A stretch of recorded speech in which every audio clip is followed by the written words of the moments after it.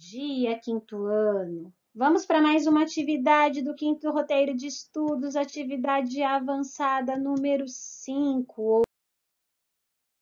E na atividade número 5, nós vamos trabalhar o texto O Verde, do Inácio Loyola Brandão, ok?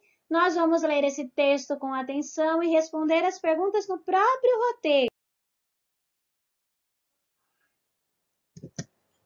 Por que no começo do texto o narrador afirma que estranha é a cabeça das pessoas? Observe a frase. Na época da floração, ela enchia a calçada de cores. Qual é a época ou a estação do ano da floração? E o que significa a expressão enchia a calçada de cores? Observe a frase. Esquecíamos o cinza que nos envolvia. O que significa esse cinza de que fala?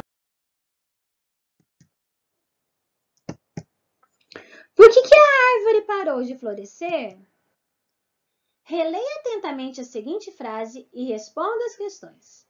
Surpreso, nós, os moradores da rua, que tínhamos na árvore um verdadeiro símbolo, começamos a nos lembrar de uma vizinha de meia-idade, que todas as manhãs estava ao pé da árvore com um regador. Qual é a primeira impressão que temos ao ler que a vizinha regava a árvore todos os dias? Olha, uma pessoa que rega uma árvore todos os dias. Essa primeira impressão é boa ou é ruim? Né? O que a gente acha? E essa impressão se confirmou no final do texto? Sim ou não? E por quê? Por qual motivo a árvore foi morta? O que motivou alguém a assassinar essa árvore? Agora, antes de responder, nós vamos recordar uma coisa que nós já aprendemos no início do ano. Quem se lembra do pente? Pente são os elementos da narrativa. Todo texto narrativo que conta uma história tem 5 partes que são essenciais. O P do nosso pente é o personagem. Para eu contar uma história, tem que ter personagem, porque tem que ter alguém que faça aquela história acontecer.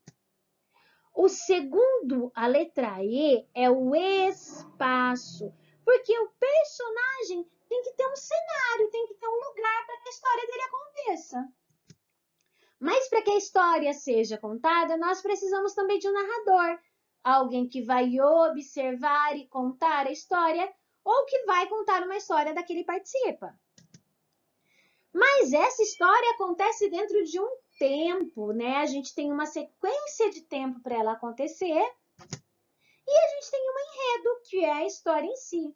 Esse enredo, ele se divide depois em algumas partes. Eu vou ter a introdução, eu vou ter o conflito gerador, que é o que fez começar aquela história que eu estou contando. Eu vou ter o clímax, que é o momento de maior tensão da história, aquela que eu fico pensando, e agora, o que vai acontecer? Lembrando que o clímax é o momento de maior tensão e para eu terminar o texto, eu preciso do clímax, porque o desfecho, que é o final da história, ele é a solução do que aconteceu no clímax. No enredo, introdução, conflito gerador, desenvolvimento, clímax e desfecho. Clímax e desfecho são esses dois que nós vamos precisar para o nosso exercício. Clímax, o momento de maior tensão da história, e desfecho é o final, quando eu resolvo o clímax. Olha lá. É o momento que eu vou falar, e agora? É o momento que eu resolvo a tensão criada no clímax. Continuando as nossas perguntas, identifique no texto os elementos da narrativa abaixo, os personagens, o espaço. O nosso narrador, ele é só observador ou ele é um personagem também? Enredo, dá um resuminho do que acontece na história, clímax e desfecho.